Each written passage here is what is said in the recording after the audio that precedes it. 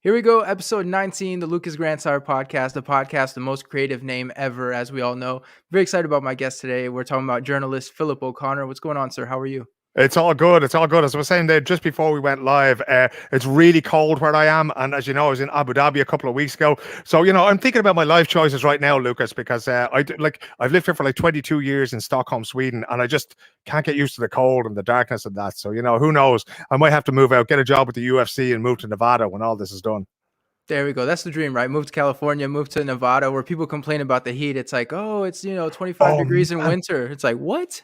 Yeah, this is the thing. Like, I went there with my kids during the summer one time, right? So I obviously get to travel a lot covering sports, and my family was looking at me going, "Hey, Dad, you're having too much fun here, right? We got to go and do these things as well." So a couple of years back, we took all our money out of the bank and we went over. We went to Los Angeles and we went to San Francisco, and it was in the summertime, right? The end of June, early July. We had the 4th of July. We had a Dodger Stadium there watching baseball. You got to give them the whole experience, Right, yeah.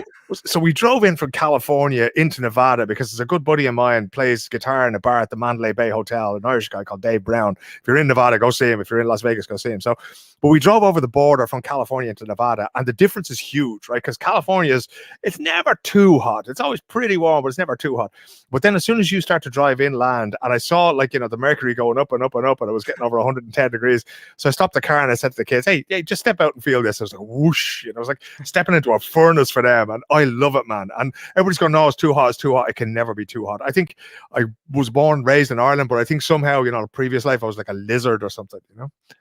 That's how it was in France. People would be like, "Oh, Lucas, it's cold. Why are you wearing short sleeves?" It's like, nah, guys. Like, after living in the South, like, nah, it's like this isn't cold. You guys are fine. Like, people in France are big on wearing the scarves and stuff like that. I'm like, nah, scarves aren't for me. Like, I came off kind of the stereotypical dude from America, but it's just kind of funny seeing the differences just with the way people react to the temperature.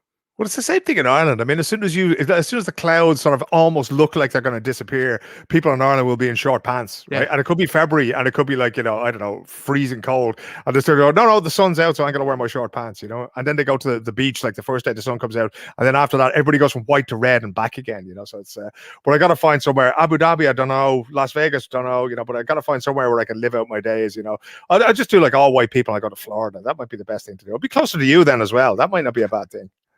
Florida, that's the funny thing about Florida is I remember going there on a vacation as a kid, and it's awesome. Like, you get to see alligators, it's hot and stuff. And then you hear from people about the people of Florida. And then it's like, oh, like, you might like the weather and stuff, but I guess the people aren't that great. You've seen, kind of the stereotypes. Yeah, that's the thing. Like, I mean, there's a lot of Swedish people go there. A lot of people from Scandinavia started going there for a little while, and they had that vibe as well. That there was a lot of older people who were there and who were retiring. The attitude wouldn't be, all that open towards people coming from outside and that. So, I don't know, but maybe in part what's needed there is like, different people to go there and show them that this is the way of the world. But I don't know. First, I got to make a whole bunch of millions so that I could retire anywhere. At the moment, it's not going that great, but we're keeping busy during this pandemic. That's the journalism thing, right? Everybody says like you in it because you love it, not for the money. But I mean, you seem to be covering a little bit of everything. Like, I'm looking at some of the stuff you're covering. It's like you're really on top of everything. Yeah, well, that's the thing. Like, I mean, I tend to get bored really quickly, right? So, and I'm lucky in a way. I mean, I've been really lucky throughout the pandemic, and the things went down just a little bit, but not completely. And as soon as, like, I work a lot with soccer, I suppose soccer might be one of the things that I'm best known for. I work with MMA, I work with boxing, but then I do other sort of political stuff as well. So, if you remember back to when the pandemic started, I was in Portugal at a women's soccer tournament. There's a big thing called the Algarve Cup. Now, same time as the Shibboleth Cup in the United States. So, the American team is very, very seldom there. But Norway were there, and Sweden were there, and Germany there. And that was just as the pandemic was really getting out of hand. And Italy made it to the final game. They're supposed to play the Germans, I think it was, in the final game. And the Italian government called them up and went, hey, we're closing the border. So you better get that team right back to Italy now. So they canceled the final game, man. And that was when we realized, okay, this is going to get way big, So I was down there then, but obviously all sport was cancelled. Even the UFC had a few weeks where they were cancelling cards. I think Cage Warriors did a card, and the British government had told them, you guys better be finished by midnight. So Cage Warriors, a big European promotion, they're going, you better be finished by midnight in Manchester or whatever, because after that, we're shutting this whole thing down. So when I came back then, I was kind of lucky because Sweden was an outlier. They didn't do the same things that certain states in America did, or a lot of European countries did. This whole lockdown idea never really happened here. And the great thing for me as a reporter and somebody who works with video journalism, and that was I was able to go, okay, forget sports. I'm just going to go to these press conferences that the public health authority is having every day. And that kept me going for a while. And then it was things like soccer in Germany started up again, you know, and if like journalism is not really to do with knowledge, right? It's a toolkit. So, you know, I wouldn't know everything about everything, but I can find a lot of shit out pretty quickly, you know?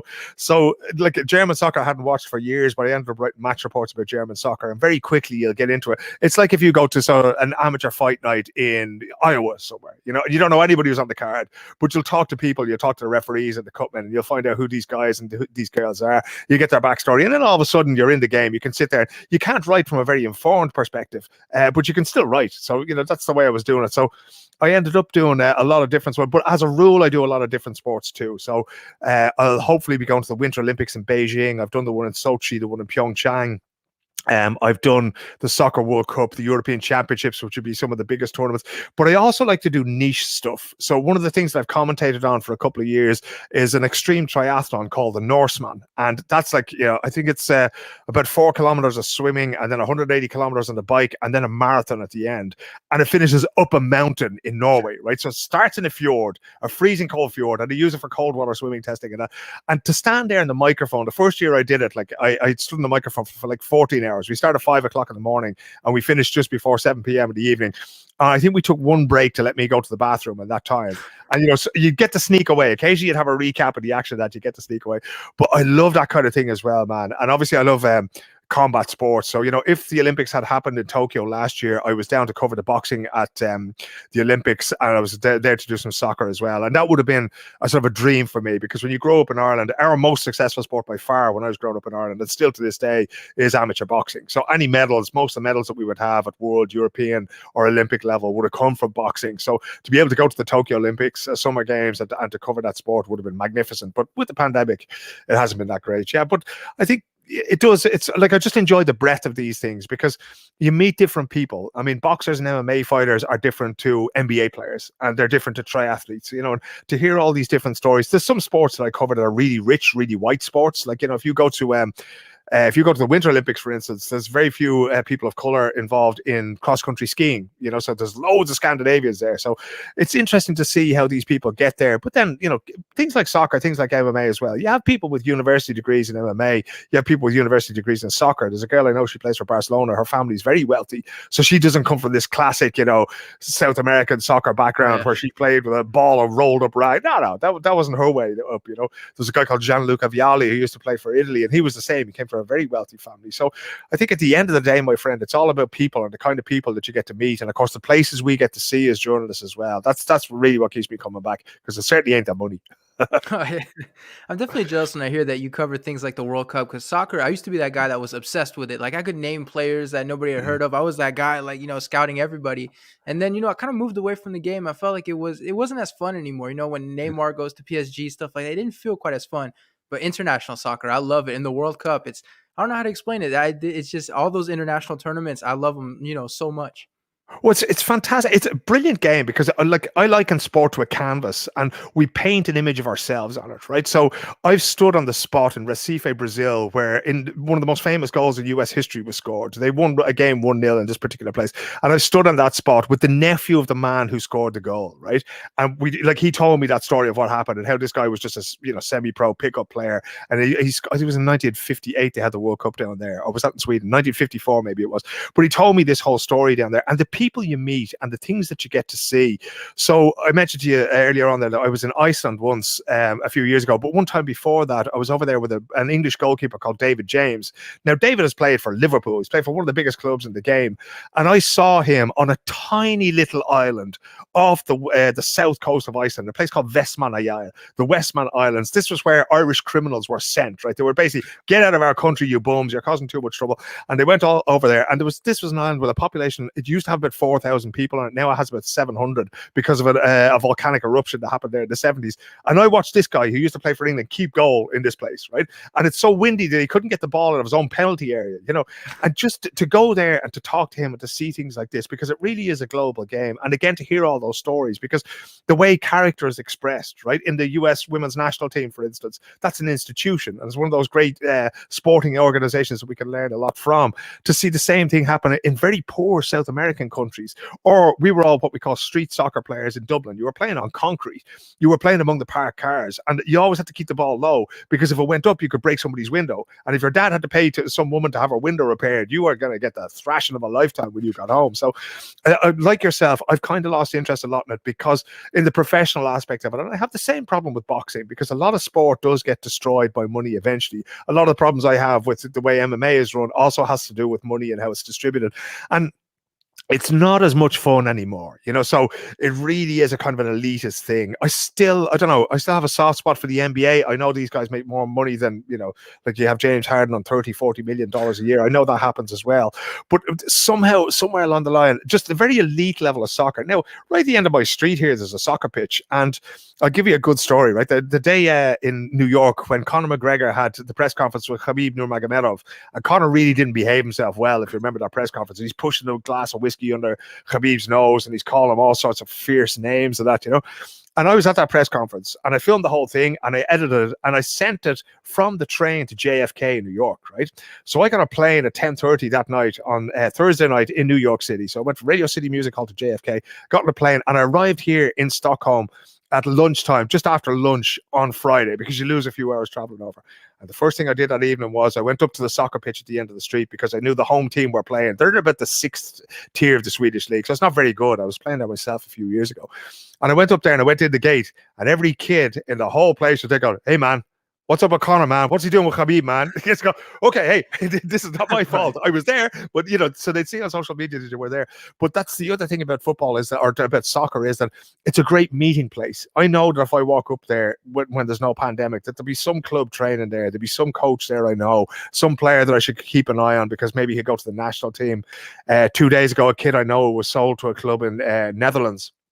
I don't know what he was sold for, but he's only been 1 year in the top flight, so he's going to be a big thing. So it's one of those things to gather around, the same way that people do around high school and college basketball in the States, So it's but to see a World Cup in Brazil, and to be at the World Cup in Russia, and to see, I've seen France play in the Stade de France. The French people go absolutely mad for this great team that they had. I saw them beat Ireland there. The famous time, there was a famous handball incident there where the player Thierry Henry handled the ball, and I think that was the last game I actually went to as a fan. It was probably in about 2009 or so. It was the last game I attended as a fan, and it was just they're great. Like, it's great sporting theater to be had in a soccer. I know it's something that's growing exponentially in the US, but hasn't really taken off yet, that people are taking their time to sort of understand it. But it does seem to be growing, certainly in the MLS. And on the women's side, of course, the game is booming. They're the best team in the world.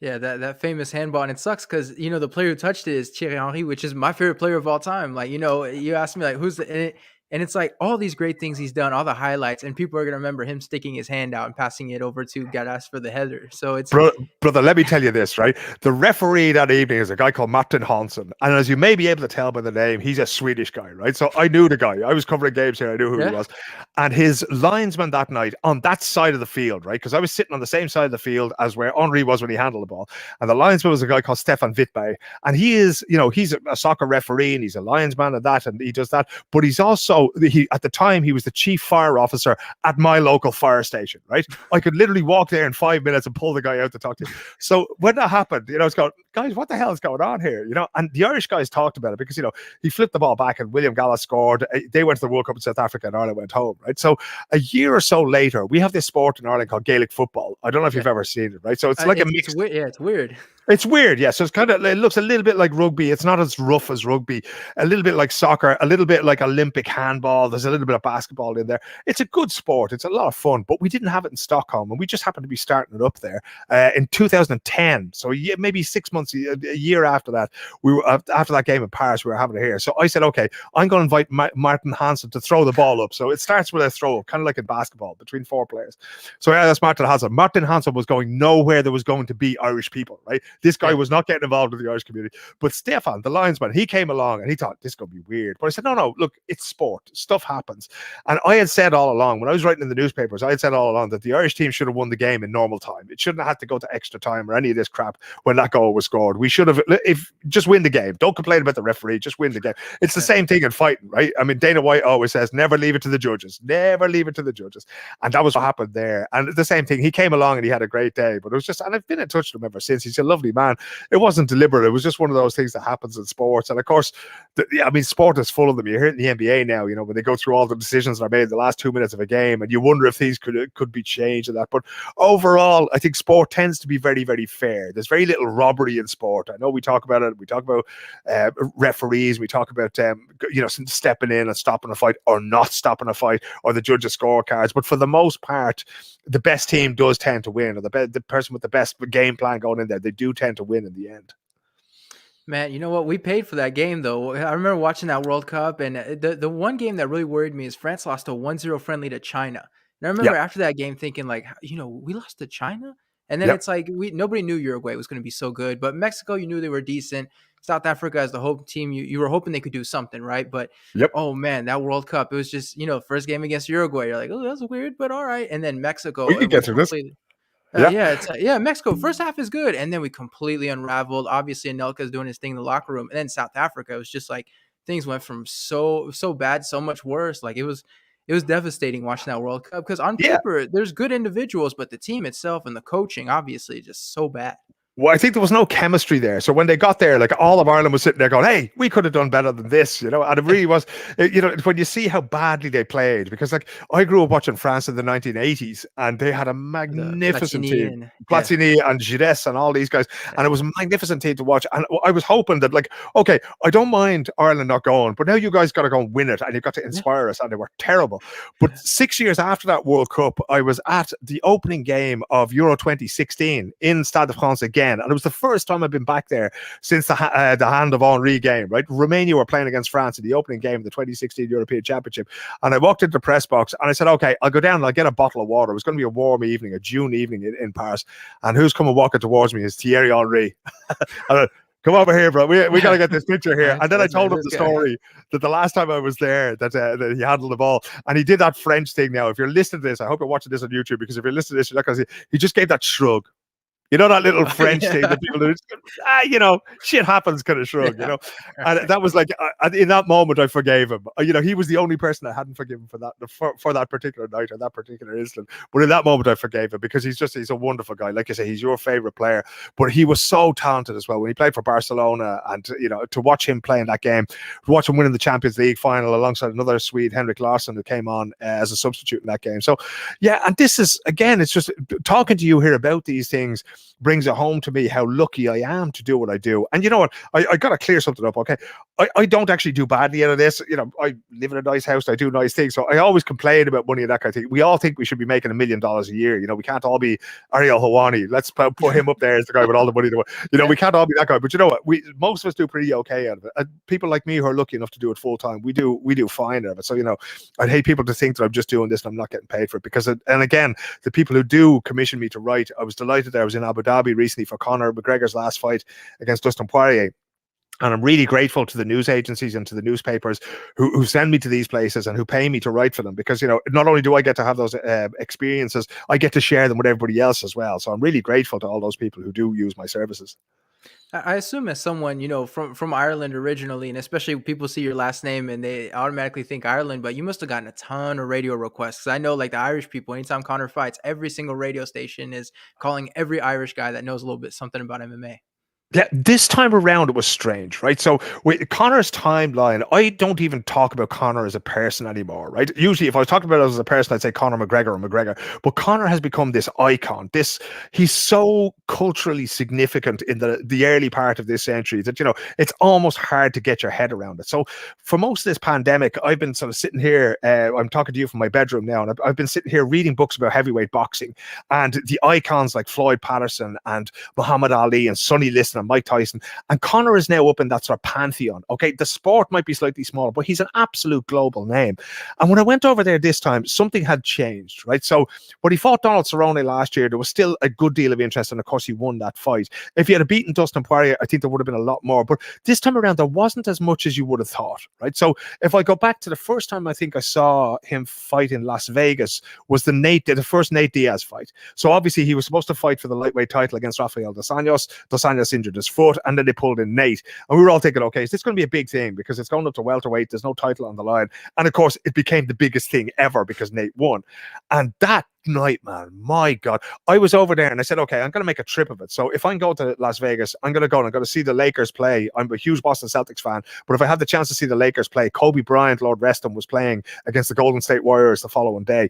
And it just exploded. So when Conor lost, I was on the phone to radio stations for days afterwards. So there's a big time difference. It's 8 hours of a time difference between Las Vegas and Dublin. So when the fights are happening, it's usually pretty early in the morning. But, you know, the news editors and the sports editors were coming in, and we had just left the MGM grand, the arena there, and they were calling me up going, we got to get you on. And literally hour after hour, every bulletin, every magazine show, there's a lot of shows in Ireland where they talk, and in Britain as well, where they talk about the big stories of the week, the Sunday papers, and it's Sunday, so people let you talk for 20 minutes or half an hour about a subject that nobody wouldn't give the time of day to. And the same thing happened then when he fought Nate the second time. And I remember wandering around Manhattan on the phone, right, talking to people when he fought Eddie Alvarez for the lightweight title the day before, the day of the fight, on the Saturday, and then on the Sunday as well. You just spent the whole time on the phone. But after that, it kind of fell off. So the Floyd Mayweather boxing thing, that was another huge story. But the problem, Conor has had some legal difficulties, right? And I'm going to be really careful about what I say, because people who know Conor and people who know fighting in general, they listen to me. And if I say things that might endanger somebody's right to a fair trial, in particular Conor's, there's a case going to come before the courts. There's a woman who's suing Conor, and that's all I'll say on the subject. But what has come out around some of the things that Conor's done, we've all seen the video of him striking that man in the pub. We've heard other stories, and the Irish public fell out of love with him just a little bit, because there are certain things that they can't find it in their hearts to forgive just yet. Certain things may never be forgiven. Certain things maybe they shouldn't be forgiven, you know. But it's very, very hard for them to get behind him the way that they originally did when he was fighting in Boston and when he was fighting for the Jose Aldo for the title of the featherweight title for the first time. So the love affair has kind of ended a little. He's still huge in the US, so you're still going to get people from Boston and from Chicago and from New York calling you up to talk about these things, because he's been in Europe a lot over the last year and a half because of the pandemic.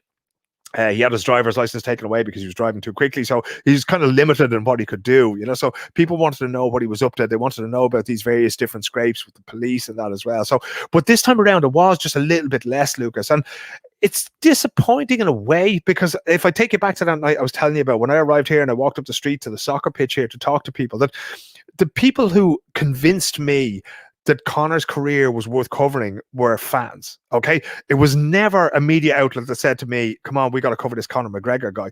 I looked at what fans were doing and I realized that the mainstream media, because I work for mainstream newspapers and 2 or 3 of the biggest news agencies in the world, and they had no idea what MMA was. They didn't care about it. It wasn't mainstream at all. And I went, okay, this is a story that has to be told, right? Ronda Rousey, a little bit. Daniel Cormier, a little bit. But Conor's story has to be told because he's a global phenomenon now. And on the back of that came Khabib Nurmagomedov, who's also a global story now, especially in Asia, especially in the Muslim world, especially throughout Africa, where people who are fellow Muslims look at him. And he's there, Conor, right? So Conor, I mean, people would stop me here in the street still to this day. It happened last night. I was at a gym last night and people were asking me about Conor. It's like, oh, what's he going to do? Is he going to box Manny? Is he going to win the title back? You know.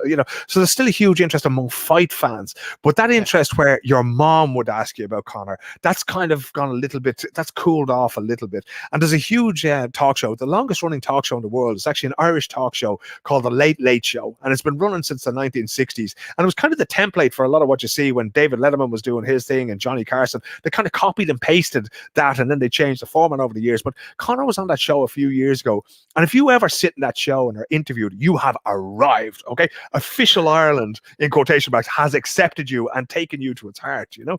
And Conor was accepted there. You know, he came out in the sharp suit and he talked, and he didn't use any swear words at all, you know? He encouraged people and he inspired people. And at that point, there was nothing the guy couldn't do. You know, he was on top of the world. But, you know, as you and I know, the fight game, that can be very, very fleeting. I mean, I often talk about the tragedy that is the end of so many boxers, so many fighters who end up with half nothing, no money in the bank, you know, bad investments, people who fool them. They might end up with CTE, with brain injuries, with degenerative conditions, you know. So there are very few happy endings in the fight game. And you thought at that point that if Conor's smart, you know, that was part of really what, when he got knocked out by Justin Poirier, obviously in Abu Dhabi, it was the first time he got knocked out in his career. And at that point then, it's not my place to say as a journalist that, you know, a fighter should give up. But what I'd be thinking is that, you know, getting knocked out is not a good thing. I remember the Steve Collins, who used to be the super middleweight champion of the world, an Irish guy. He fought in Boston, or he fought out of Boston for a few years, lost a couple of fights, and then went, you know what, screw this, I'm going back to Ireland. He never lost another fight, right? He was absolutely brilliant. And he built himself into this massive brand in European boxing and in world boxing. And I remember him telling me, I was interviewing him in front of an audience once, and somebody asked him, well, you're not afraid to get hit? And it was a woman who asked him, he says, listen, man, if you get hit in boxing, you're not going to be around for too long. You can't be hit in the head that often. And I couldn't help but think of Conor when I saw, when he saw him get knocked out by Poirier. That's not good. We see certain fighters, and again, I don't want to name names, but you see certain fighters, you think, man, you've had one too many punches in the head. Maybe it's time to go and, work in your cannabis business or work, whatever restaurant business you're opening up. Like, go do that and be there for your kids when they're a little bit older, because it is a very tragic fate that awaits them. So, but he's a fascinating character. He's just so huge, and now it's gone, like, there was a time when everybody absolutely loved him and 20% of people hated him, and now there's a little bit, that balance has shifted just a little bit again. But he's still, to me, he's still hugely relevant. I mean, what he does is hugely relevant. That doesn't make him a perfect human being, far from it. With all his flaws, that makes him even more interesting and actually even more relevant. So what really interests me most about Conor at the moment, Lucas, is the influence that he can have and what he does next. Okay, because I strongly believe that he can be a force for tremendous good. Everybody who is famous can use their platform for tremendous good, right? So if you look at what Jaylen Brown is doing at the Boston Celtics now, very outspoken young man who drove from Boston to Atlanta to take part in a Black Lives Matter protest. Look at LeBron James, the things that he has done. Look at the things that Rory McIlroy does in golf. Now, they also do some other things where they go and play in these places that are de facto dictatorships, and they take money from sponsors that maybe they shouldn't do.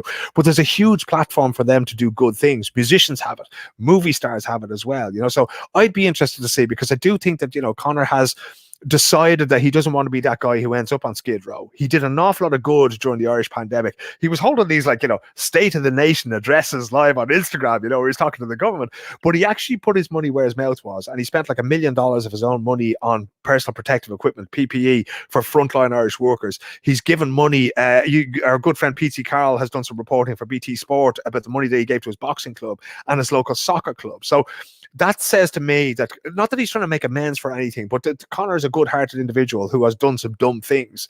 And I would much rather see him use that influence and that power and those financial riches that he has to continue doing good things, to do even better things if he can, because I do think that, society will benefit from that, and that he can go back to being that kind of role model that, nobody asked to be a role model, but I think that he could be a really good role model if he can clear up some of the mistakes that he's made in his past. It's funny you mentioned, your mom asking about Conor McGregor, because my mom at the time when he first joined the UFC, she was watching MMA and the UFC, and we were talking about it after the Poirier fight, and she was like, I remember he was on the microphone crying for a bonus, and she was like, you could tell he loved it. He had a certain passion. And then after the Poirier fight, she asked me, she's like, what happened? Yeah. That is not the same Conor I saw. She was like, obviously physically he's different too. She's like so thick now and everything, but she's like, it feels like there's a passion that's gone. And as someone who did somehow end up watching his entire rise and where he is now, it's like something's changed mentally. And I feel like a lot of people thought that, especially with the boxing match too, and the fact that he's fighting once a year and sort of handpicking these kind of opponents. And it feels like with this loss, something broke, sort of in the Conor mystique and everything. Like Dustin Poirier was that opponent. There's no excuse. This is a stand-up guy. You're supposed to be a boxer. Like, there's no excuse to lose to him. And now that he lost a bit of that aura. And I think that's definitely going to hurt him going forward. And it's going to be tough to rebuild that aura that, helped get you to the point where you are now.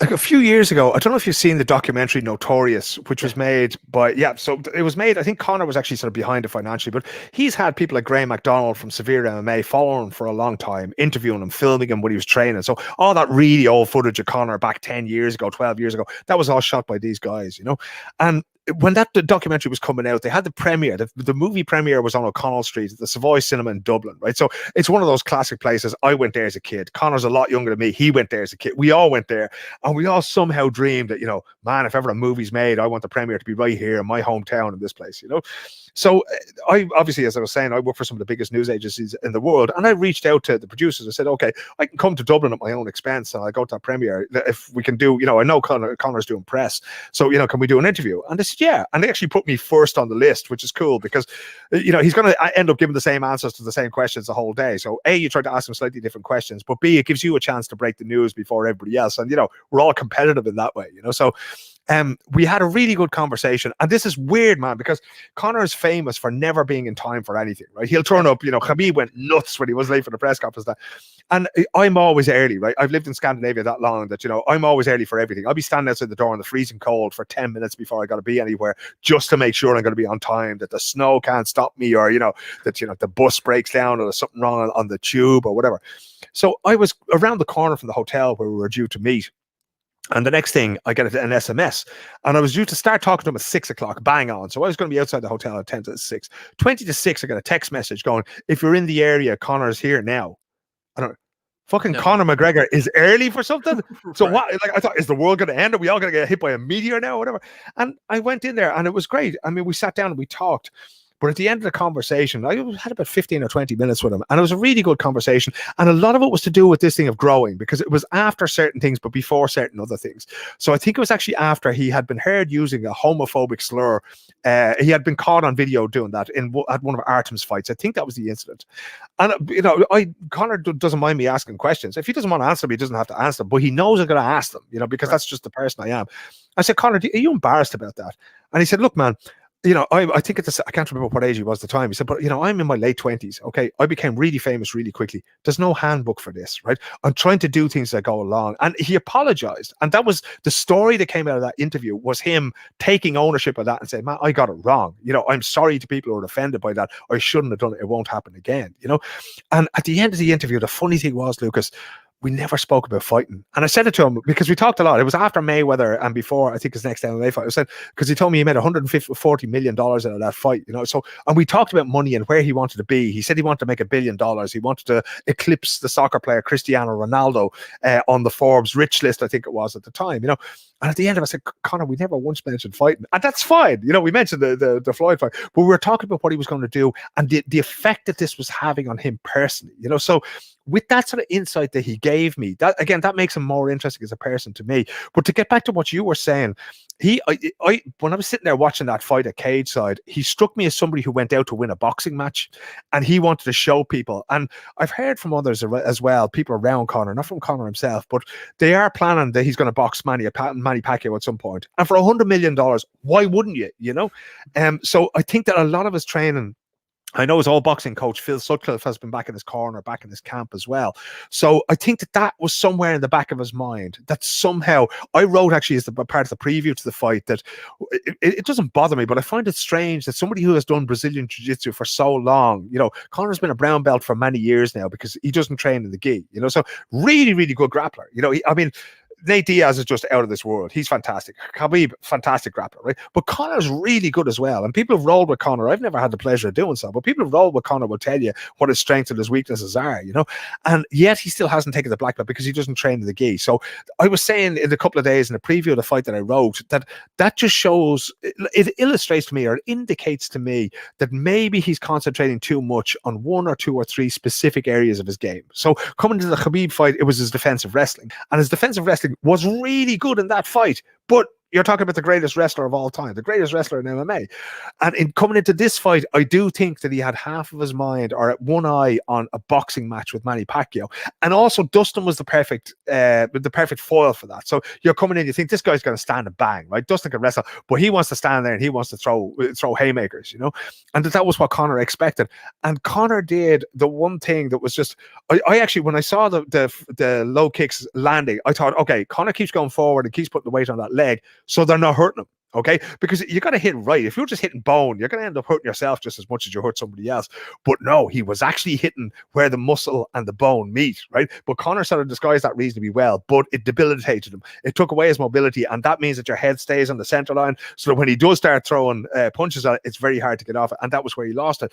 So what struck me as being a bit odd was, I think that Conor's corner was sort of looking at that going, oh, well, those low kicks mustn't be hurting him at all. But it was really, there was a couple in the second round that I really think that they were the ones who took his movement away completely. He was kind of not that worried to begin with, So I said afterwards as well, I'd like to see him go back towards almost that sort of wonder boy, bounce in, bounce out, no weight on the lead leg. Again, I was at the gym last night and I was talking about those front leg kicks, because that's what Conor did to Nate Diaz. Now, it's not exactly the same kick, because Conor was striking higher up the leg, but he didn't want Nate Diaz going forward because Nate Diaz is a good boxer, So it's kind of his own game plan from the second Diaz fight turned against him. Now Conor never, I mean, he landed so many leg kicks in the Diaz 2 fight, but it's strange to see, because in the week run up to the fight as well, Lucas, everybody was convinced, right? Everybody in Conor's camp, everybody I spoke to in the UFC, all the analysts and all the journalists around there, when we spoke and we looked at him and we saw him train and we saw the footage, we saw his physical state, we saw his weight cut, we saw him come in, bang on a minute after 9 o'clock, bang on 155, a lot of time to rehydrate. We thought, this guy's on the money. You know, he's put the work in for this fight. And yet somehow, as you say, something has changed. Now, there was a difference in him back when he fought his very first UFC fight here in Stockholm. There's a difference in the hunger then, absolutely. He has, in Ireland, the unemployment benefit is called the dole, right? And he had so little money that on the way to the airport to come to Stockholm for his very first UFC event, he had to go and sign so that he could get his check for like 187 euros. So it's not even 200 bucks for the week, right? That's what he had to do. And I think his yacht now is called 187 because that's what he was earning at the time that he turned pro in the UFC. Now, as your mom rightly said, you know, she watched him there asking for that bonus. He got his 50 G's, baby, you know, and since then he hasn't looked back. But he's so wealthy now. There's two things. There's positives and negatives there. So LeBron James spends $1 million a year in his body, and Conor has spent an awful lot developing this fast program that he has. And I know people laugh at it. They go, "Oh, you know, it's only because he gassed out with Nate." No, they put a lot of time in there. Julian Darby is an excellent doctor who's there. Colin, the other fellow. These guys have worked really hard on developing this program. So physically, I don't think he was ever in better shape. But it goes back to that old Mike Tyson saying, "Everybody's got a plan till they get punched in the face," right? And that was what happened, except for in Conor's case, was everybody has a plan until they get kicked in the leg, right? And that's where MMA is now. One of those tactics is we're going to see a shift in the way the fighters stand now. We're going to see more of a Muay Thai thing where you try to stand with your weight in the back foot or at least over your center line so that you can either check or you can get that lead leg out of there. And then we're going to see the counters to that develop, and counters and counters and counters again. But I do think as well that from a few of the people I've spoken to around Conor since the fight happened, Conor seems to be eager to get in there with Dustin again because he's going, look at, okay, I lost the fight, and he was very gracious in defeat. He came down, he came out and he said, look at, Dustin had the better tactics. Those leg kicks really hurt me. It was the calf, that's it, you know. And he seemed really tired after that. But he did say, look, that's not how he wants to go out. You know, I mean, he doesn't want to be remembered for being knocked out by Dustin Poirier after getting undone with leg kicks, because it's, I'm not going to say it's a simple thing to counter because it's foolish of me, who's never been in a pro MMA cage, to say something like that. But for somebody of Conor McGregor's level, it should be a simple thing for them to adjust in their game plan. Like, let's face it, you got Owen Roddy, who is an absolute legend of Irish MMA. How that guy was never given a UFC contract is the greatest sporting crime. Forget the end of Henri. I'll easily forgive that, but I will never forgive the UFC for not getting Owen Roddy in there, because he's just such a legendary guy. But he's also the man who masterminded the boxing, Conor's boxing against Floyd Mayweather. He is he's like a savant when it comes to striking. He's forgotten more than I'll never know about the arts of striking. So if he gets the chance to sit down with John Kavanagh, with Conor, and say, okay, what do we want to do here? But I do also think as well that I think John and Owen need to own Conor's fight strategy a little bit more. I don't think it's a good idea for somebody like Conor to say, look, you know, I have the money, I'm the man, I'm going to be the one in the cage, I'm going to call all the shots.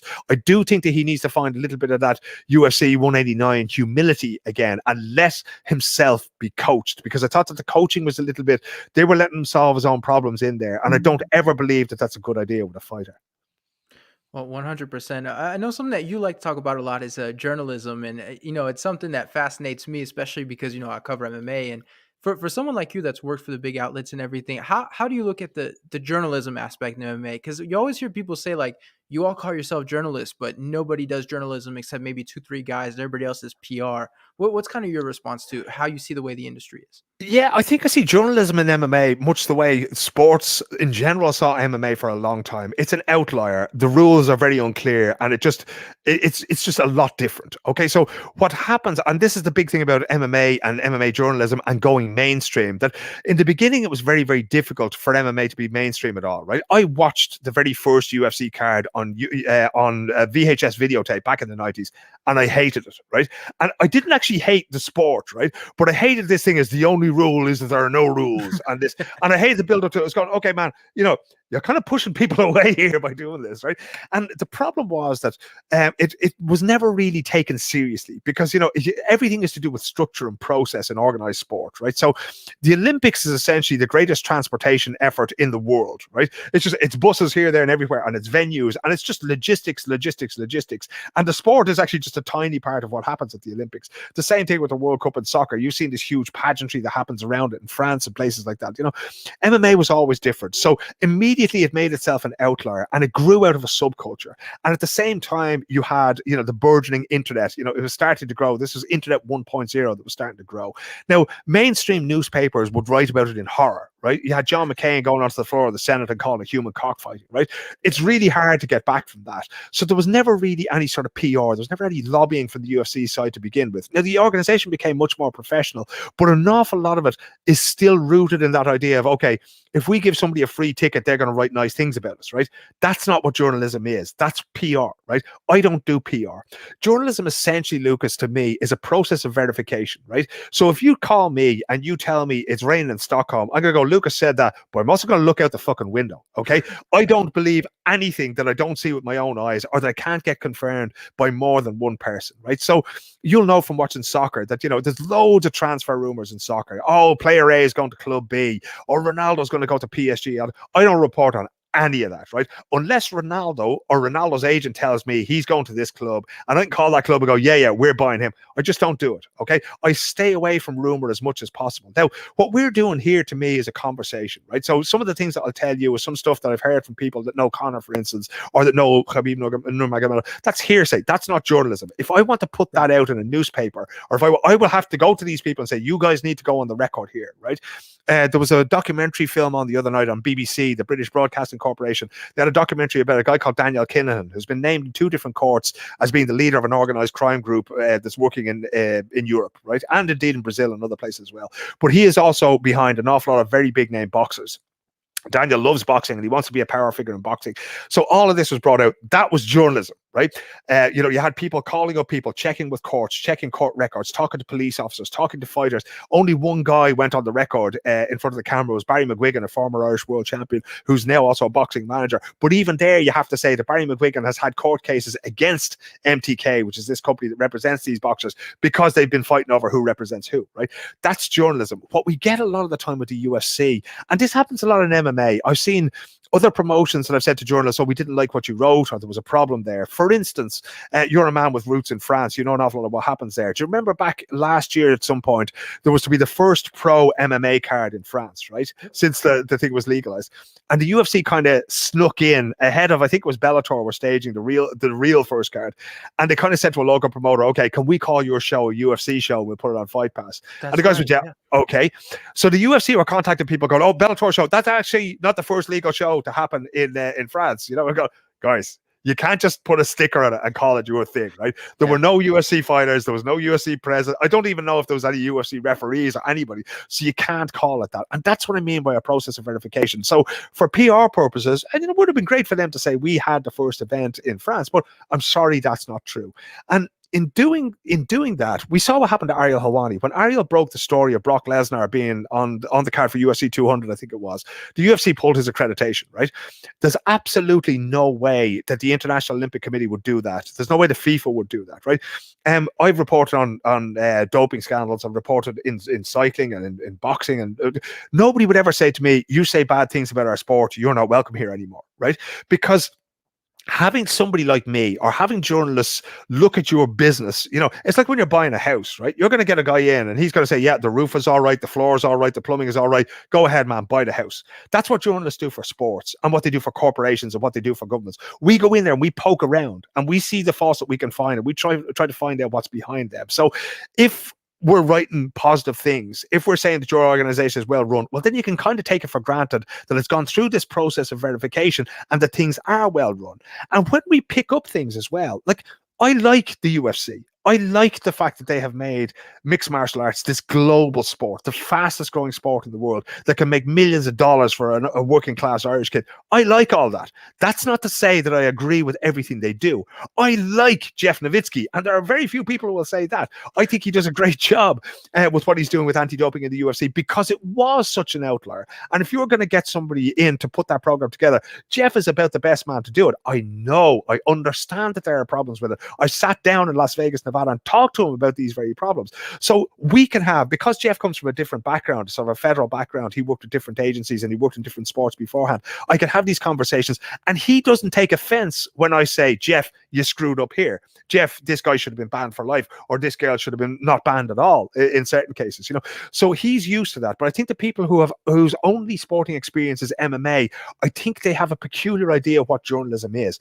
And I think as well, Lucas, and again, I don't want to say to people, I don't want to point, you know, with a big finger at people, say, you're doing this wrong, right? If somebody comes from a background whereby they were writing a blog about MMA, and then somebody says, I want you to write for, you know, the San Francisco Chronicle about that, and they start to do that, I don't blame the blogger for going there and doing it and not knowing what he's supposed to be doing, right? Because again, journalism is a process of verification. It's up to the editor who's going to publish that in the newspaper to make sure that the journalist knows what the job is and what they need to do it. So I've been in situations, despite, you know, I've had a relationship with the Reuters news agency for going on 20 years, right? And I will still have people say to me, do you have all the elements you need for that story, right? So I'll take you back to in Florida last year, the first UFC bubble. And everybody was asked to sign an event participation agreement, right? So it was the same for fighters, it was the same for referees, and it was the same for journalists, right? But the problem was there was a couple of clauses in there that said, they essentially said that you can't criticize the UFC testing regime publicly, right? Now, what they should have done, and what they probably meant to do, was to take that clause out before they said to the journalists, but they didn't, right? Now, I went and I said, okay, I have to write about this, because if they're sort of saying in a contract that we can't do our jobs as journalists, that's not good. I wasn't at those shows, my friend. I was here in Stockholm, Sweden. But I've got to write about this because this is not right. And the process that we went through, it took me probably, you know, the story broke and it took me about 14 hours probably to get something on the newswire for that, because I had to verify everything. I had to go through the UFC. I had to make sure that the document, the electronic document that I was given, was bona fide 100% correct. I had to give the UFC the right to reply. I had to send it to the lawyers of the company that published that story to see if I was being legally fair, to make sure that I wasn't libeling them, or to make sure that I wasn't defaming their name in some way, or insinuating that they were trying to do something that they weren't trying to do. So I had to go through this whole process. The result being that I probably had the document before anybody else, but I was last to the story. But you know what? That's fine, because at least I know it was done properly.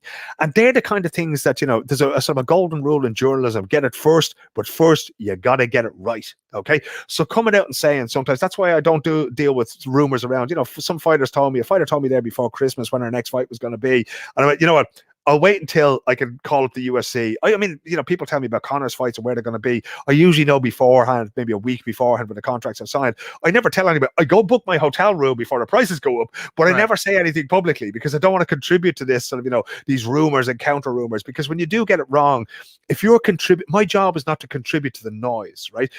My job is to contribute clarity, to bring things in and say, yes, this has happened now. That's it. You know, I saw it with my own eyes. Somebody I trust told me. I had it from a public official who's going to go, you know, Dana White told me this, or the UFC's press office told me this, you know.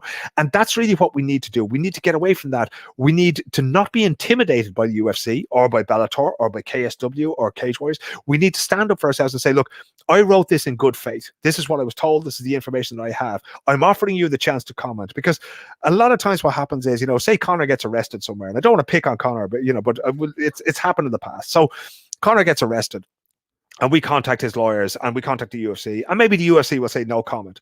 Like, okay, well, you know, you have a chance here to own this story. You have a chance to contribute to this here. The guy who was part of that show the other night, the criminal's name is Daniel Kinahan. He was offered the chance, and he released a statement, not to the TV show, but to other media, to say, you know, I've never been convicted of anything, which he hasn't, and that's very true. But he has been named in courts as being involved in these things. So that's why we feel we can say these things about him.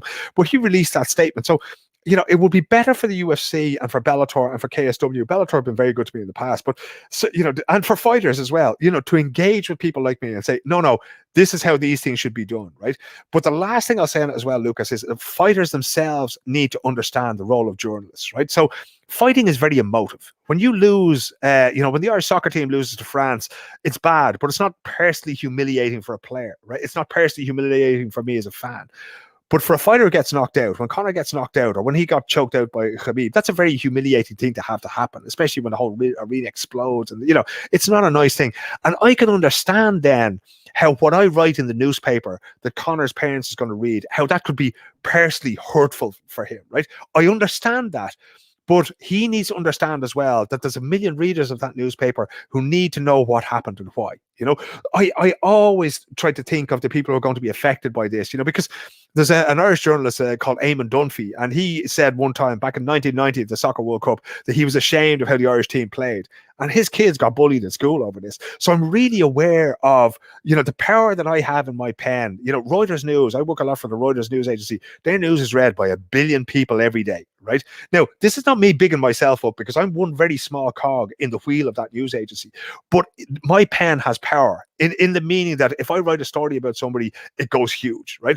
I usually tell the story of a Swedish biathlete who wanted to talk about doping in Russian sports, and his social media just exploded, right? Now, he knew it was going to come, but he didn't realize the extent to which people were going to be sending him death threats and this kind of thing. And it was a lesson for both of us, just the kind of reach that one has in those situations. And I have to wield that power responsibly. And that goes back to the idea of not adding to the disinformation. I'm not adding to the noise. I'm trying to add clarity in all these things. And I think that, again, I don't hold myself up. I'm not, the John the Baptist of MMA media by any means. There are some excellent journalists out there, some brilliant people like Ariel Helwani, like Niall McGrath, like Pete C. Carroll, who are doing this job and doing it to the best of their ability. There are also people who need to sit down and think about this idea of a process of verification, that it's not just who I'm friends with and the guys that buy me a hamburger and a couple of beers to say, hey, I've got a fight card coming up. Do you want to write about it? We have to keep our relationships on a very professional level. And at the end of the day, I would love to sit in the bar in the hotel, the W Hotel in Abu Dhabi with Dana White and talk to him about the Boston Celtics, which is my other great sporting love in life, talk to him about those things and not have this conflict that seems to erupt every time that I say anything negative about the UFC. And, that's really where the area for growth is, because I think that certain outlets like The Athletic, for instance, they take it very, very seriously. Shaheen Al-Shati is a fantastic writer, but he's also very much the journalist. Ariel really tries to do things. Ariel is one of the very few people you can see that, if somebody breaks news, Ariel will always say, well, MMA Fighting broke this first, or ESPN broke this first, or PT Carroll broke this first. So again, it's that process of verification. So that the reader, so that you, Lucas, when you read this, you go, okay, now I know that is true. And that's what journalism is about. It's about presenting information that people can take for granted as true. And the very last point on that, right? News reporting is one thing. That's facts. That's verifiable facts. And opinions is something totally different, right? So when I sit and I write a fight report about what happened, yeah, Conor McGregor got knocked out. Yeah, Dan Hooker got knocked out. This is how these fights went. When I write about the UFC and how they conduct their business based on what I experience when I'm around these fights, that's something different. So I can have an opinion, but it's not just, the guy at the end of the bar's opinion, right? I have to base it on fact. I can't say I don't like Dana White. He's a dickhead, right? I can't say that. That's just not it. I could say I don't like certain aspects about how Dana White runs his business. Absolutely. I don't think it's fitting for him to be getting up at the Republican National Congress and talking about Donald Trump, regardless of whatever loyalty they have to Trump's casinos and the fact that he helped MMA in its fledgling days. I don't think that's appropriate in 2020, 2021 when you have athletes of color on your roster. Now, but again, that's an opinion that's based in fact. It's not the only, I'm not the only one to hold these opinions. So we need to be much clearer about what it is we do as journalists, and fighters and organizations need to learn what our role is. And then I really think that there's something really positive that can come out of all that. The crazy thing is when you see the news reporting, right? Oh, this fight is in the works, blah, blah. How much of that is just, people using each other, right? I've heard a lot of managers, for example, they use that as a way to get certain guys to be big. And then when they have a big platform, they use it to interview their clients, stuff it's just crazy how much of it is, it's not necessarily genuine. It's, everybody says you get spoon fed scoops, right? And sometimes Yeah. you'll fall on stuff on accident, but sometimes there are other things where, this fight's in the works. And the only reason it's out there is because they want to put pressure on the fighters to accept. So it's crazy how you see people use each other like that. And the journalists too, because the scoop at the end of the day, you get it right, your name's everywhere on every article. And some guys have gotten jobs as a result of that. So it's interesting when you see how this industry operates compared to, you know, some other stuff like you mentioned. Yeah. This is the thing. Now, I have to say, I'm not dependent on it because, like, you know, when I'm done talking to you and covering a soccer match this evening, I don't even know what sports are going to come up on my radar tomorrow, but it's going to be something different. And there won't be another MMA card for a couple of months until there's a big title fight, right? So I have the privilege of not being involved in this day to day, right? But I still have so many people telling me so many things, right? About prospective fights, about who was offered this fight, about who's drinking, about who's doping, about who's doing this, that, and the other, about who's falling out with the UFC, who's going to get cut, who's going to get signed, you know?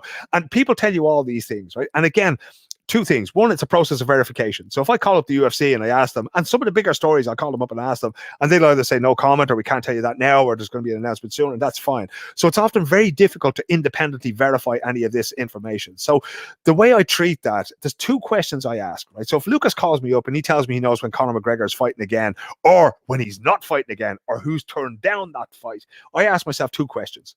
Why this and why now? Okay, because those two questions will lead you to the answers of who benefits from me writing this story. Okay, because we're there to be played. Okay, we need, you know, people know that, you know, MMA fighting has a huge megaphone, that PT has a huge megaphone. We can reach thousands, if not millions, of MMA fans. If you look at Khamzat Chimaev, was, I don't know if you saw the recent video of him training at the All Stars gym here, bursting the heavy bag, and that came out through my good friends at Front Kick Online, and then they sort of licensed that to MMA fighting, and that becomes a huge story. And they're only a new platform here in Sweden. The guys have been around forever, but the platform is new, and that's reached millions of viewers already, millions of fans, right?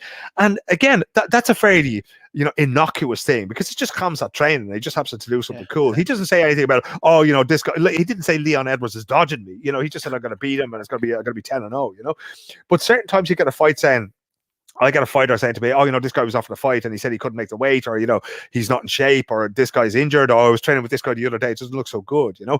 And they're the kind of things, again, like the soccer transfer rumors, you know, I really stay away from. And it's that process of verification. We have to be the filter, right?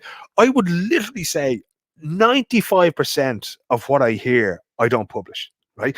And like, I go back to, I keep saying I got to write my life story eventually, right? But I have to wait until everybody dies first, because so many people who told me so many weird things, I just got to put them all in the book, man. And they could be soccer players, they could be tennis players. I mean, this, you know, there's track and field athletes, and the stuff you hear there in cycling, long before Lance Armstrong, the cyclist, was stripped of his 7 Tour de France victories.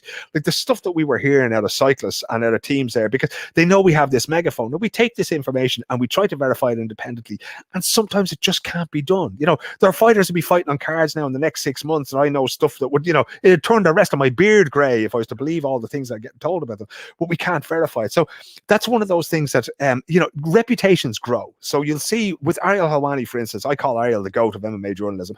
Ariel started out as a fan. You know, he started out watching wrestling and then moved over to MMA, and he learned the trade as he went along. And now he's one of the best people, one of the best anchormen, one of the best analysts, one of the best interviewers out there. And he doesn't really do rumors either. You know that the people he's talking about, you know, the way they talk about NBA insiders. And we now know that an NBA insider is somebody who has somebody in the NBA office say this contract is about to be signed, right? And we could probably name the 3 of them that everybody's going to go, you know, oh, Woj says this. You just know that that's going to happen, right? And that's the kind of person we should all aspire to be in MMA journalism. I want people to look at me and say, well, Philip O'Connor wrote that, so that must be true.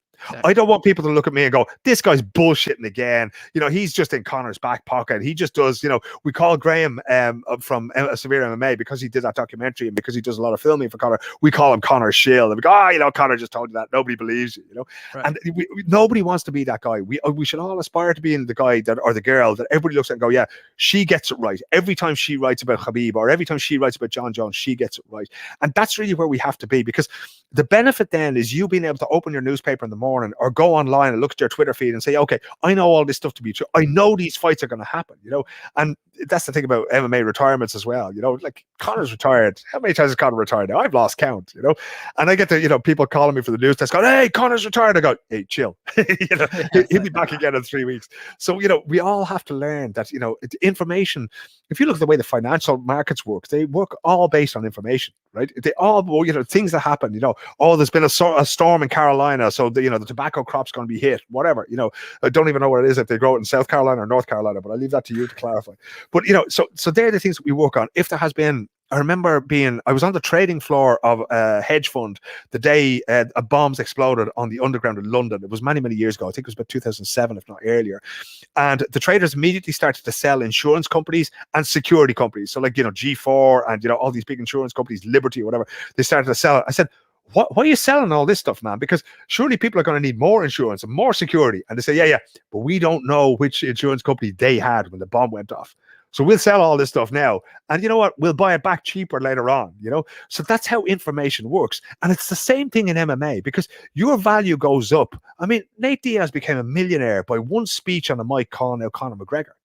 That's, he just rose from the ranks of being, one of the guys who's fun to watch to being an absolute megastar who's been picking and choosing his fights. And he's financially independent for the rest of his life. So anything that Nate feeds me or feeds any other journalist about a possible comeback, that's gold. That's going to move the needle. That's going to result in pay-per-views. If he says he's going to fight Conor again in a pay-per-view and he signed a contract, that information is golden. So that's really where we have to be. We have to place the same value on that information as financial traders would, because I think we owe that to readers and to viewers and to listeners. The crazy thing about the scoops thing is, I'm not really a scoop guy. I've heard a lot of things, but a ton of it's off the record. So you just sit on there and you're like, man, if I reported this, like, my name would be everywhere. But you have to leave it because it's like, hey, Lucas is off the record. But I had a scoop fall into my lap one time. Like if, I was in the bathroom and I get a text and all of a sudden I'm like, wait, does nobody know about this? Went out, contacted a bunch of people, got it verified. And I was like, I'm going to report it. I know for a fact that I'm right because I talked to the right people. I reported it, but because I'm not a scoop guy, none of the bigger journalists gave me any credit for it. Like Brett Okamoto took it and didn't say like, oh, first reported by Lucas. And the thing is, the way he reported it was wrong. And I knew it was wrong because I had verified it.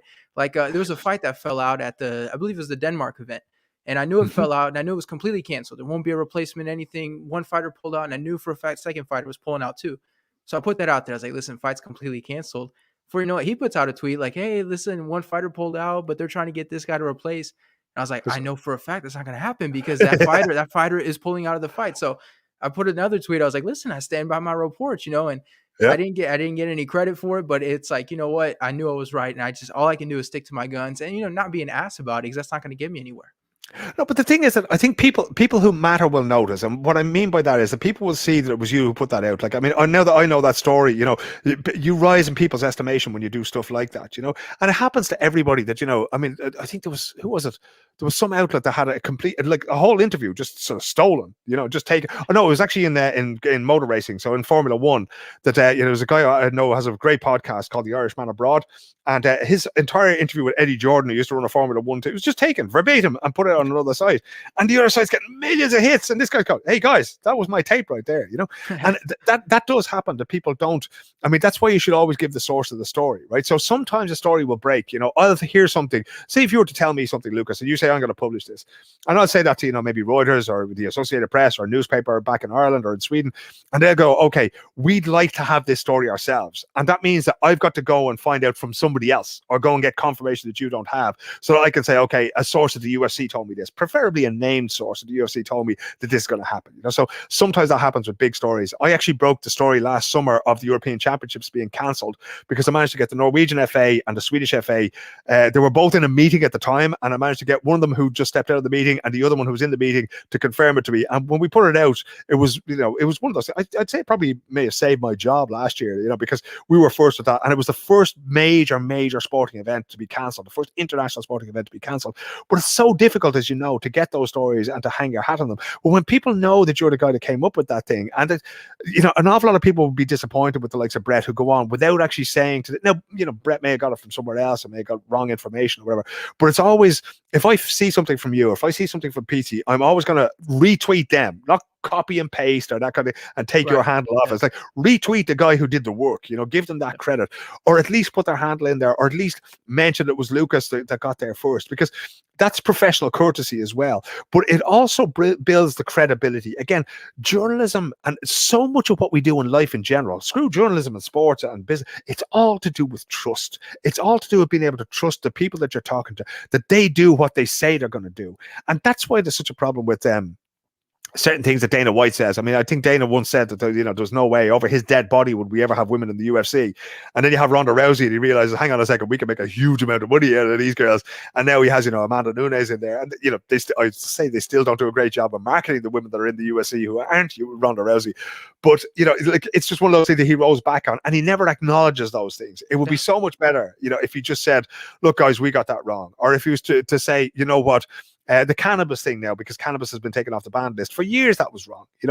I remember Nate Diaz after the Diaz 2 fight. I think Nate was sitting there and he had one of these what do you call it, inhaler things that he was using, and he was saying it was CBD, and they were saying, "Oh, he could get tested now and he could get done for that." I was going, can we get over this bullshit? I can't remember if it was legal in the state of Nevada, but it was certainly close to it, and California's legal, so it's legal everywhere. Going, guys, just drop this thing. You don't want people getting done for cannabis, and we know so many people smoke, Right.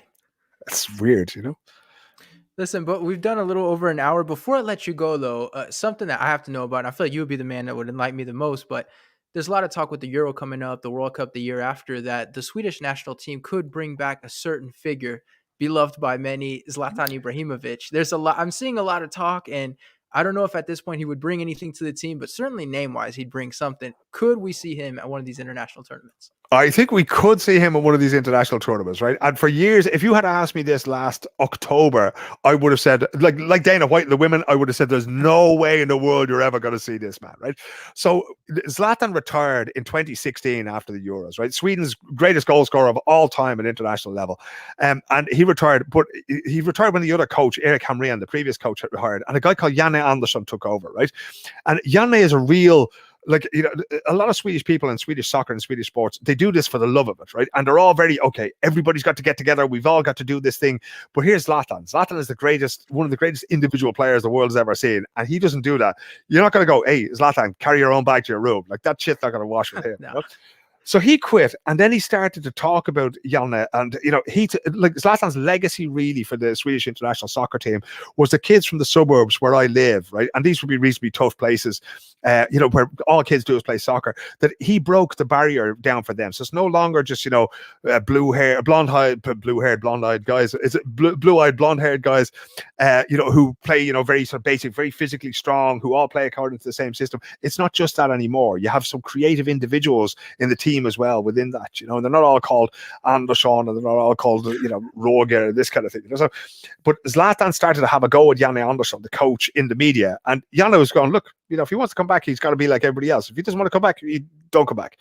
But then after this happening for like 2 or 3 years, and Zlatan would do this the whole time, right? They talk about a guy who'd plant a story. So just before the World Cup in Russia in 2018, he'd come out and say, I might come back. I don't think he actually said I might come back. He said he probably said they should have me back. They should pick me. And Jan would be there going, no. But of course, all the headlines would be about Zlatan. But late last year, he opened the door and he said, look, I'd like to come back. I would have liked to play it at the Euros, so I'd like to do one last thing for my country if there's a place for me there. And the next day, that was published in a newspaper, I think on a Tuesday. And the next day, Jan got on a plane down to Milan, where he plays the soccer now, and he sat down with him, right? And if you had asked me, like I say, 6 months ago, I would have said there is no way in the world that this is ever going to happen. I think it might have been as recently as December that this happened, or November.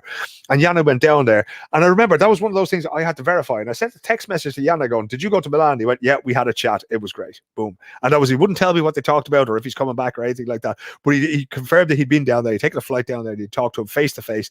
No mobile phones in the room, nothing. So they just got through it. So I would say it's a possibility. If he stays fit, I'd say, how can you not bring one of the greatest players in the world there? But there's always the risk with Zlatan, because there's certain winners that you'll meet in your life, right?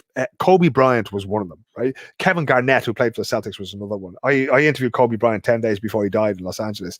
And when you meet somebody with that history in the game, they're just winners. They do not care about anything else. And they work and they work and they work to win. LeBron James, same thing. And Zlatan is like that. Zlatan loves combat sports as well. He loves the UFC. He's a black belt in Taekwondo, if I remember rightly. He loves all that kind of thing. But you're bringing in somebody, he can be quite volatile. He doesn't put up with bullshit. If he sees you're not trying, you're going to get one of these across the back of the head. Bang, right, let's go. So I would love to see a mature Zlatan come back. I don't want to see him starting games. I'd love to see him come on for like a half an hour. And I think if we're going to go ahead with this, Euros in 14 cities or whatever, and Zlatan comes back, I've been asked to go to cover the games in Copenhagen, Denmark. But you know what? I'm going back to my hometown. I'm going to Dublin because Sweden are playing 2 games there. And if Zlatan is going to show up there, he always had a problem against the Irish team when he was younger. And I used to bully him about it. I used to go, man, yeah, you're a great player and all that, but you can never do it in Dublin. You can never do it in my backyard. And then I went over there for a World Cup qualifier a few years ago, and the Swedes were 1-0 down, and they won 2-1. And the following morning, I was at the press conference just before the Swedes left, and I got bored, and I just went out to get a cab in the parking lot. And there's Zlatan, and he looks at me going, I did it now, didn't I? I went, oh, you it was really annoying to have him do that, But he's a really good guy. He's an extremely talented athlete, and I really would like to see him come back because, again, more or less the whole story that we've had, all the things we've been talking about this evening is these great stories that can be told, and they can be told to Conor McGregor, and they can be told to Georges St. Pierre and Kobe Bryant and Kevin Garnett and Zlatan Ibrahimovic, and that's really what we live for as sports fans and as sports reporters. We want to be there when these great stories are told, and if we're lucky, we get to be the ones to tell them.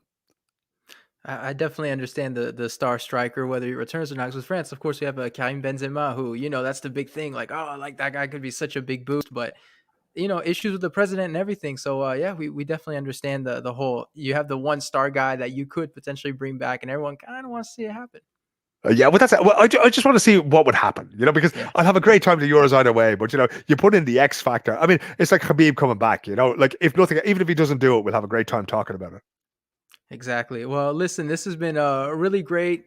Before we wrap up, though, every time we wrap up, I always like to let my guests, give a little shout out. If you have social media, you have some work, maybe some websites you want to mention as well. The floor is yours for all that stuff. Thank you very much. Your listeners will find me at Philip O'Connor on Twitter and at Philip Iblana. That's Philip Philip Eblana. Sorry, I can't even spell properly.